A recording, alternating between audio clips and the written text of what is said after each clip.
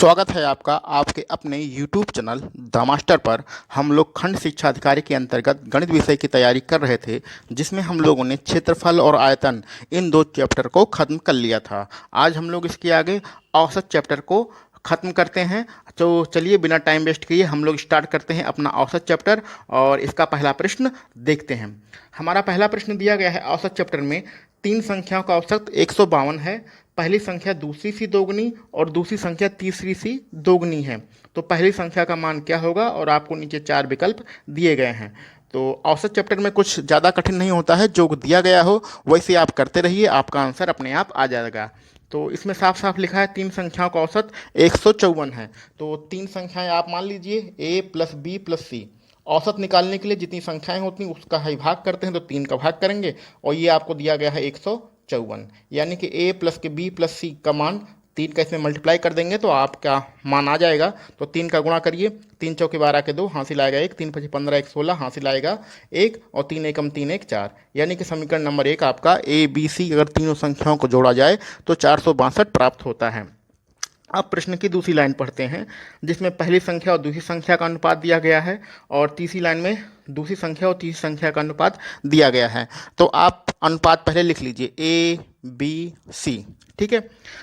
तो दूसरी लाइन प्रश्न की पढ़ रहे हैं, पहली संख्या दूसरी से दोगुनी, तो ये जो पहली संख्या है ये दूसरी से दोगुनी है, यहाँ से तो अभी कोई बात पता चलेगी नहीं। और अगली लाइन में पढ़ा रहा है कि ये दूसरी संख्या तीसरी से दोगुनी है, तो यानी कि तीसरी संख्या मानने में ज़्यादा हमें आसानी है। तो तीसरी संख्या अगर हम एक मान लें तो प्रश्न की दूसरी लाइन में लिखा है दूसरी संख्या तीसरे से दोगुनी है, तो ये दूसरी वाली तीसरे से दोगुनी, यानी कि इस दोगुना करेंगे तो इसका मान 2 रहेगा, इसका दोगुना ही है। और इस b का दोगुना यानी दूसरे का दोगुना, पहली संख्या है तो दूसरे का दोगुना, 4 का दोगुना कितना होगा, 2 का दोगुना कितना होगा 4। तो यानी कि अगर हम अनुपात के मान के हिसाब से देखें तो पहली संख्या का मान 4 है अनुपात में, दूसरी संख्या का मान 2 है और तीसरी संख्या का मान 3 है। अगर इन तीनों संख्याओं को जोड़ दिया जाए तो हमारा अनुपात 4 2 6 और 1 7 होता है। तो अनुपातित योग के हिसाब से तीनों संख्याओं का योग हमारा 7 है और ओरिजिनल में तीनों संख्याओं का योग कितना है 462, ठीक है। और हमें निकालना है, पहली संख्या निकालना है।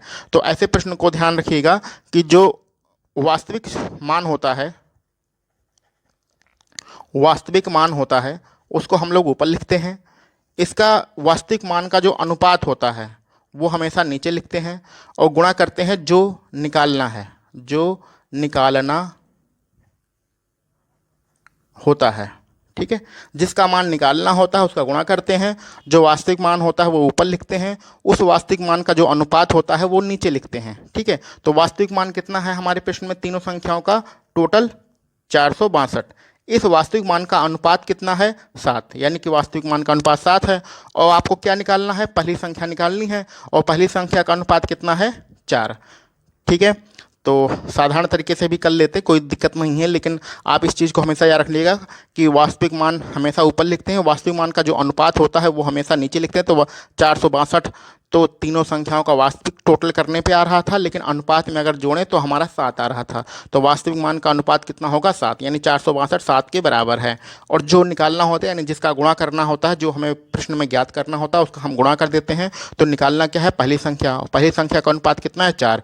ऐसा सॉल्व कर लेंगे तो हमारी पहली संख्या आ जाएगी। इसको सॉल्व करते हैं, 7 से कैंसिल आउट करते हैं, 7 छक 42, 4 बचेगा, फिर 7 छक 42, 4 का इसमें मल्टीप्लाई करते हैं, 4 से 24 के 4, हासिल आएगा 2, 4 से 24 और 24 2 26, यानी कि 264 आपका आंसर होगा। 264 ऑप्शन नंबर ए आपका सही रहेगा, ठीक है।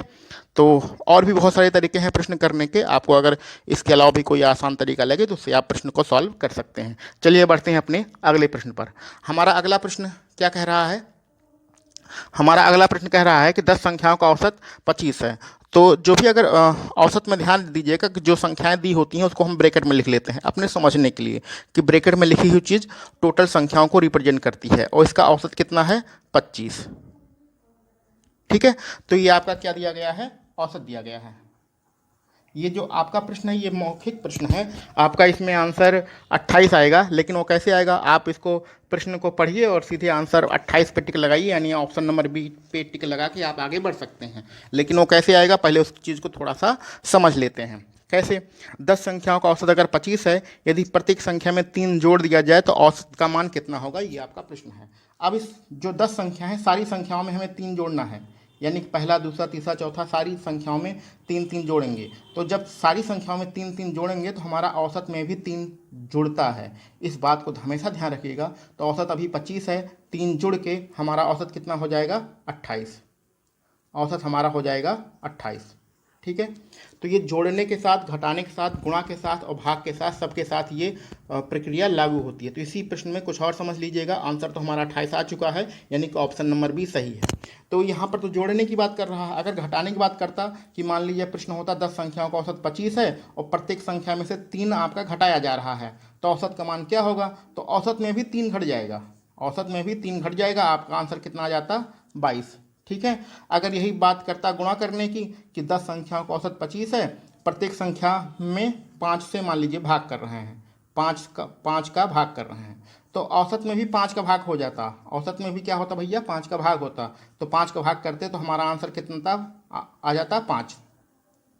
अब भाग करने के बाद गुणा में भी यही नियम होता है कि अगर औसत में प्रत्येक संख्या में हम किसका मान लीजिए 5 का गुणा कर रहे हैं, प्रत्येक संख्या में 5 का गुणा कर रहे हैं, तो औसत में भी भैया 5 का गुणा हो जाता है, औसत में भी 5 का गुणा हो जाता और 25 पंचे 125 आपका आंसर आता। तो आपने इस प्रश्न के माध्यम से क्या चीज़ें समझी? 4 चीज़ें, जोड़ना, घटाना, गुणा, भाग। अगर हमारा कोई प्रश्न दिया गया है, कुछ संख्याओं का औसत कुछ भी दिया गया है, उसमें ये चारों चीज़ें अप्लाई करते हैं, तो उसके संख्याओं के साथ जो चीज़ें होती है वही चीज़ औसत के साथ भी हो जाता है।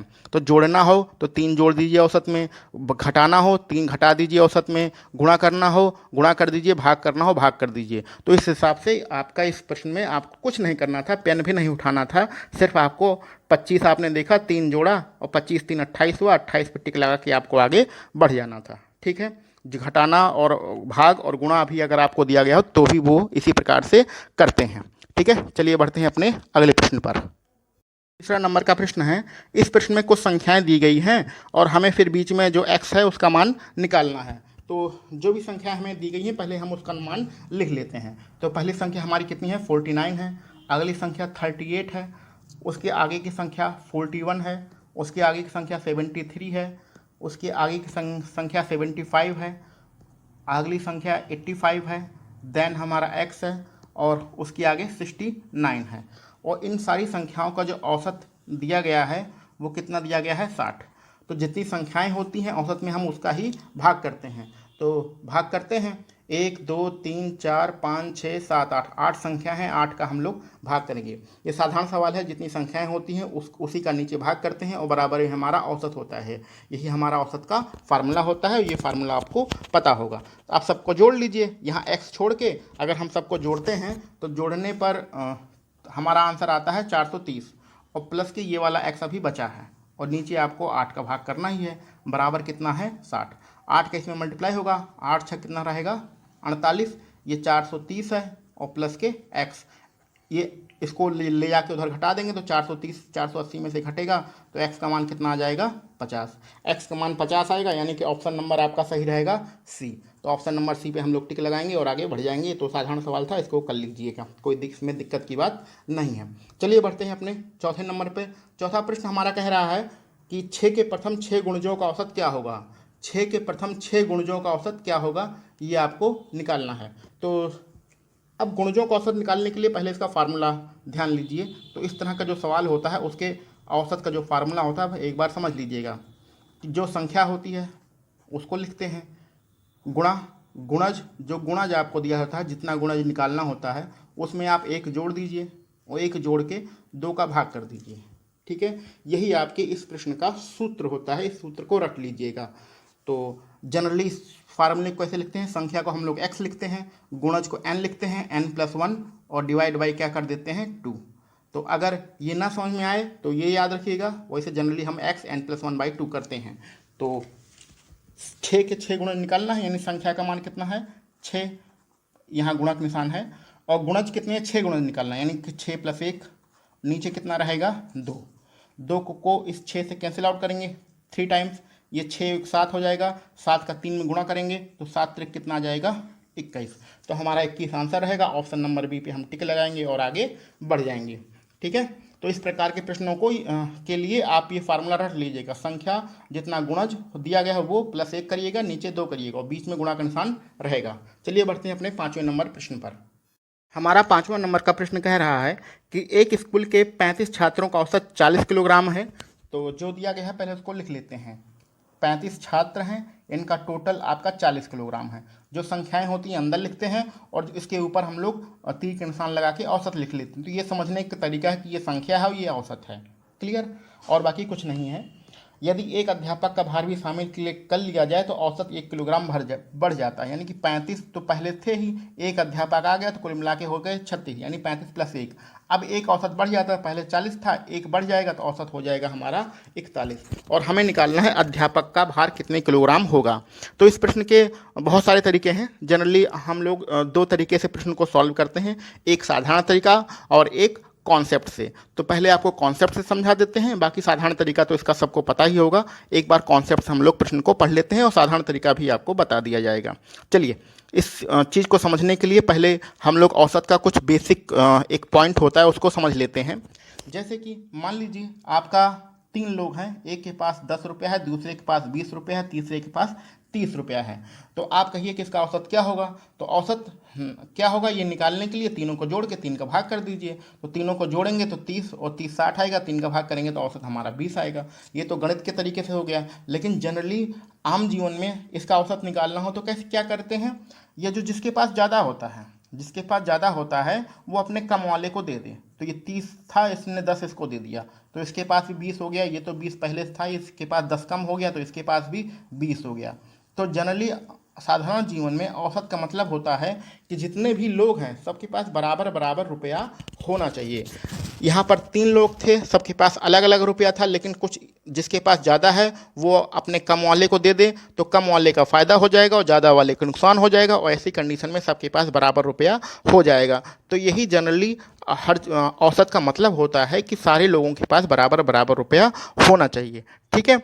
किसने कम दिया है किसने ज़्यादा दिया है ये इस चीज़ पर डिपेंड करता है।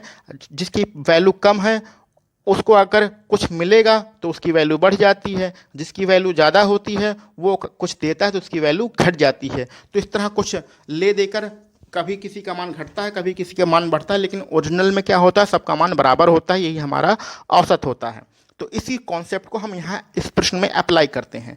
35 छात्र हैं, उनका 40 किलोग्राम वजन है, यानी सभी का 40 है। 1 2 3 4 5 6 जितने भी लोग हैं सबका 40 किलोग्राम है। यहाँ 35 और एक अध्यापक यहाँ भी है, तो ये एक क्या लिए अध्यापक वाला है।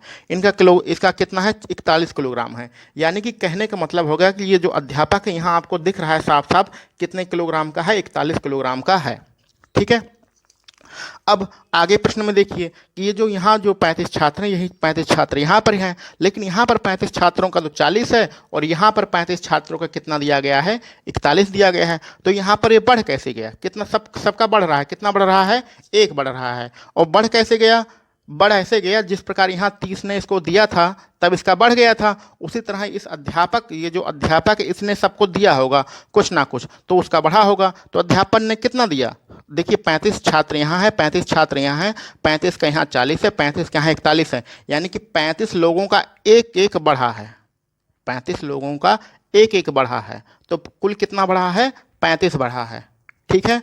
तो आपका 41 तो यहाँ पर आपको दिख ही रहा था 41 किलोग्राम अध्यापक का, और अध्यापक ने 35 किलोग्राम हर एक एक स्टूडेंट को 1 1 किलोग्राम दे दिया है। तो यानी कि अध्यापक का ओरिजिनल निकालने के लिए उसका 35 उसमें जोड़ना पड़ेगा।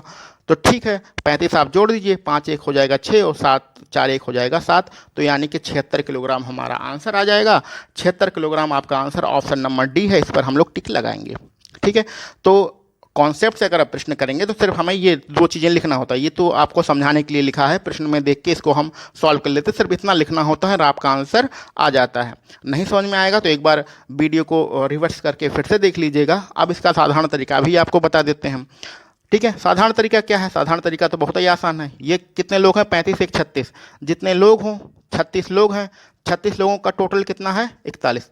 ठीक है, इसमें से घटाना है, इससे कम वाला घटा दीजिए। यहाँ पर कितने लोग हैं? 35। देखिए यहाँ पर 36 लोग हैं, यहाँ 35 लोग हैं, तो 36 लोगों में से 35 लोग घटाएंगे तो हमारा अध्यापक वाला भार आ जाएगा। तो 35 लोगों को कितना भार है? 40 किलोग्राम। इसको आप सॉल्व कर लेंगे, इस लाइन को आप सॉल्व कर लेंगे तो भी आपका 76 किलोग्राम आंसर आ जाएगा। तो ये तो साधारण तरीका हो गया, इसमें आपको इतना गुणा भाग करके तब आपका 76 आंसर आएगा। और ये आपका जनरल तरीका होगा, कॉन्सेप्ट से आपको जो भी अच्छा लगे उस हिसाब से आप प्रश्न को सॉल्व कर सकते हैं। तो इस प्रश्न को समझाने में टाइम लगा है, बाकी बहुत बढ़िया कॉन्सेप्ट है, हम लोग जहाँ भी जरूरत पड़ेगी इस कॉन्सेप्ट को अप्लाई करेंगे। चलिए बढ़ते हैं अपने अगले प्रश्न पर। हमारा अगला प्रश्न कह रहा है, आसान सा प्रश्न है। प्रश्न ये बोल रहा है कि दो संख्याओं का औसत 12.5 है। तो दो संख्याएं हैं, उनका औसत कितना दिया गया है? 12.5। तो दो संख्याएं मान लेते हैं, एक ए मान लो एक बी मान लो। औसत का मतलब 2 का भाग करना, और कितना दिया गया है? 12.5।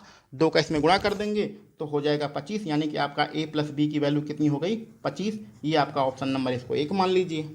अब आगे कह रहा है उनके गुणज का वर्गमूल, उनके गुणनफल का वर्गमूल, यानी कि ए बी का गुणा का वर्गमूल यानी रूट कितना दिया गया है? 12।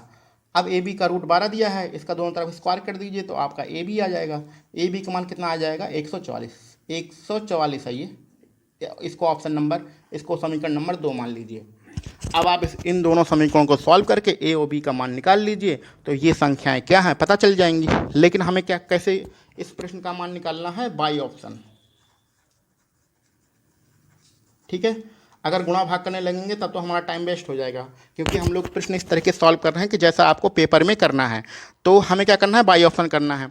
ऑप्शन एक बार ध्यान से समझ लीजिए, और उसमें आप देखिए कि दो संख्याएं ऐसी लीजिए जिनका टोटल 25 हो और गुणा करने पर 144 आ रहा है। तो पहला ऑप्शन देखिए, 15 और 10 दिया गया है, तो जोड़ेंगे तो 25 तो आ रहा है, लेकिन गुणा करेंगे तो 150 आएगा, 144 नहीं आएगा। अब बी यानी कि एक पहला ऑप्शन आपका आंसर नहीं होगा। दूसरा ऑप्शन आइए, 25 और 5 को जोड़ेंगे तो 20 और 5 को जोड़ेंगे 25 तो हो जाएगा, लेकिन गुणा करेंगे तो 25 पंचे 120 पंचे 100 होता है, ये 144 नहीं आएगा। तीसरा ऑप्शन देखिए सी वाला, 16 और 9, 16 9 को जोड़ेंगे तो 25 आएगा जोड़ने पर, और 16 9 में गुणा करेंगे तो 144 होगा, यानी कि ऑप्शन नंबर आपका सी सही रहेगा। और सी पर हम लोग टिक लगाएंगे और आगे बढ़ेंगे। तो क्या करना है? गुणा भाग नहीं करना है, सिर्फ ऑप्शन से हमें प्रश्न को सॉल्व कर लेना है। ठीक है, चलिए बढ़ते हैं अपने अगले प्रश्न पर। हमारा 7वें नंबर का प्रश्न है, एक बल्लेबाज की 10 पारियों का रनों का औसत है 60। तो इसको उसी तरीके से लिख लीजिए जैसे अभी पिछले किया था। तो 10 पारी हैं, इसमें रनों का औसत इनका दिया गया है 60। आगे बढ़ते हैं, 11वीं पारी में कितना रन बनाए जिसका औसत 62 हो जाए। तो 11वीं पारी का मतलब कि 10 में तो इसने बनाया था, एक पारी और खेल दे तो कुल हो जाएगा 11। इसमें कितना इसका औसत हो जाएगा? 62। इसको हम लोग पिछले प्रश्न की तरह ही सॉल्व करते हैं। यहाँ पर एक बार फिर से ध्यान से देखिए, 10 लोग हैं, 10 पारियाँ हैं, उसमें 60 रन बनाया, प्रत्येक पारी में 60 रन बनाया। औसत का यही मतलब होता है। यहाँ पर 10 हो कि 11, 11वीं पारी में इसने 62 रन बनाया है, यानी कि प्रत्येक पारी 10 यहाँ भी है और एक ये वाला 11वीं वाली, प्रत्येक पारी में इसने 62 रन बनाया। तो यहाँ 11वीं पारी में साफ साफ दिख रहा है कि इसके कितने रन हैं? 62 रन हैं। क्लियर? अब 10 का हिसाब लगाते हैं। 10 पारी में यहाँ 60 था, यहाँ इस 10 पारी में यहाँ 62 दिख रहा है, यानी कि साफ साफ दिख रहा है कि कितना बढ़ गया है? +2 बढ़ गया है। और कितने लोगों का बढ़ा है? यहाँ 10 लोग थे, यहाँ 10 लोग थे, तो 10 लोगों का बढ़ा है। तो 10 लोगों का 2-2 रन बढ़ गया है। तो कुल कितना रन बढ़ गया है भैया? 20 रन बढ़ा गया है। ये रन बढ़ा क्यों? बढ़ा इसलिए क्योंकि 11वीं पारी में उसने कुछ ज़्यादा रन बनाए थे, वही ज़्यादा रन बाकी के पीछे वाली 10 पारियों में जुड़ गए हैं, इसलिए इस पिछले वाली 10 पारियों के रन बढ़े हैं। ठीक है, वही जो पिछला कॉन्सेप्ट हमने अब प्रश्न नंबर 5 में पढ़ा था, वही हम लोग प्रश्न लगा रहे हैं। तो 20 रन उसके ज़्यादा बढ़े हैं। क्यों बढ़े हैं? क्योंकि 11वीं पारी में उसने ज़्यादा रन बनाया था, वही रन सारी पारियों में आके जुड़ गए हैं। तो कितना रन ज़्यादा था उसका? यहाँ पर 20 रन ज़्यादा था, तो 20 इसमें लाके हम लोग जोड़ देते हैं। तो 62 पहले से ही था, यहाँ साफ साफ दिख रहा है कि 11वीं पारी में इसका 62 रन है, तो 62 पहले से था और 20 और जुड़ गया, तो कुल मिला के आपका आंसर कितना हो गया? 82। तो ये कॉन्सेप्ट से प्रश्न था, कॉन्सेप्ट से सिर्फ आपको 62 + 20 लिखना था और 82 आंसर आपको लिख देना था। ये अगर नहीं समझ में आ रहा तो साधारण तरीके से लगा लेते हैं। तो ये साधारण तरीका इसका क्या है? साधारण तरीका ये है कि जो ज़्यादा वाला हो, ज़्यादा वाले में से कम वाला घटा दो। तो ये 62 औसत है। 62 औसत कितना किसका है? 10 और 1 11, 11 पारी का है। अब 10 पारी वाला घटा दो तो ये 60 औसत किसका है? ये वाला 60 औसत कितना है? किसका है? 10 पारी का है। तो 11 पारियों में से 10 पारी का हमने औसत घटा देंगे तो हमारा आंसर आ जाएगा। तो घटा देंगे तो फिर भी उसका आंसर 82 आएगा। सॉल्व करने की कोई ज़रूरत तो है नहीं, क्योंकि ये 82 आंसर हम निकाल लिया है। तो चाहे ये साधारण तरीके से कर लीजिए, चाहे इस कॉन्सेप्ट से कर लीजिए। कॉन्सेप्ट में आपको इतना लिखना पड़ेगा और साधारण तरीके से आपको इतना लिखना पड़ेगा।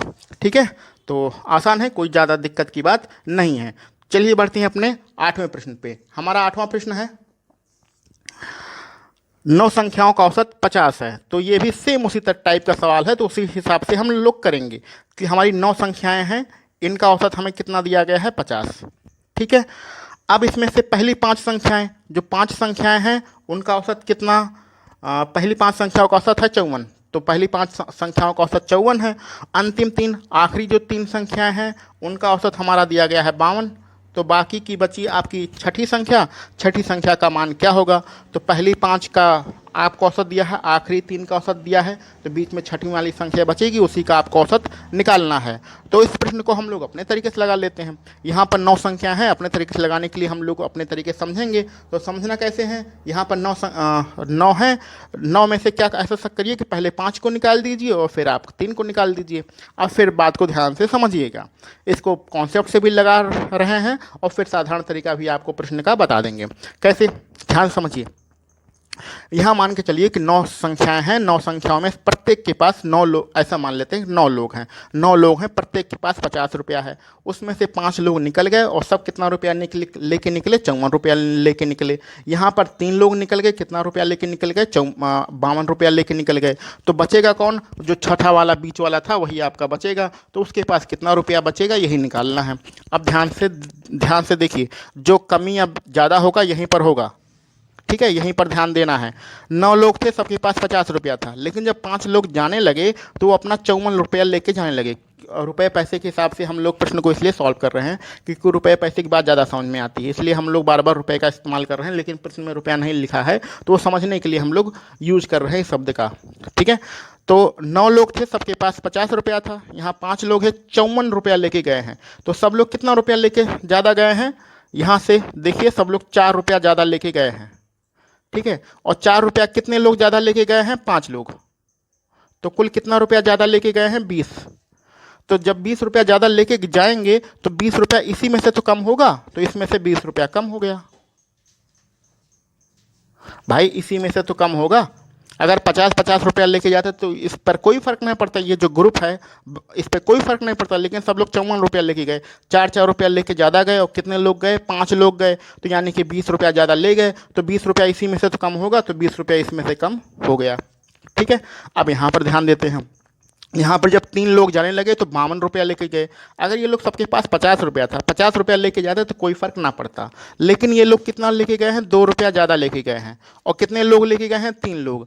तो कुल कितना रुपया ज़्यादा लेके गए हैं? 6 रुपया ज़्यादा लेके गए हैं। तो जब 6 रुपया ज़्यादा लेके गए हैं तो इसी गुल्लक में से तो 6 रुपया कम होगा, तो 6 रुपया कम हो जाएगा। तो गुल्लक में कुल कितना कम हो गया भैया? 26 रुपया कम हो गया। ठीक है, ये सिर्फ अभी समझने वाली ही बात है। 26 रुपया इस गुल्लक से कम हो गया। अब यहाँ पर हमने कहा है कि प्रत्येक आदमी के पास 50 रुपया था, तो जो छठवां आदमी था उसके पास भी तो 50 रुपया कम हो, 50 रुपया ही रहेगा। ठीक है, लेकिन अब जो उसके पास बचा है वो 26 रुपया कम बचा है, क्योंकि ये सारे लोग ज़्यादा ज़्यादा लेके चले गए। तो 26 इसी में से घटाएंगे, क्योंकि उसके पास 85 रुपया बचा है।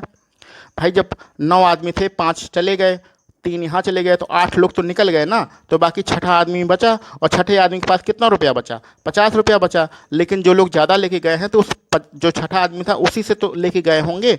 तो कितना रुपया लेके गए? हमने 26 निकाल लिया है। तो 50 में छठे आदमी के पास 50 रुपया था, उसमें से 26 रुपया दूसरे लेके चले गए, तो बचा इसके पास कितना? 24 रुपया बचा है। तो यही 24 हमारा आंसर हो जाएगा।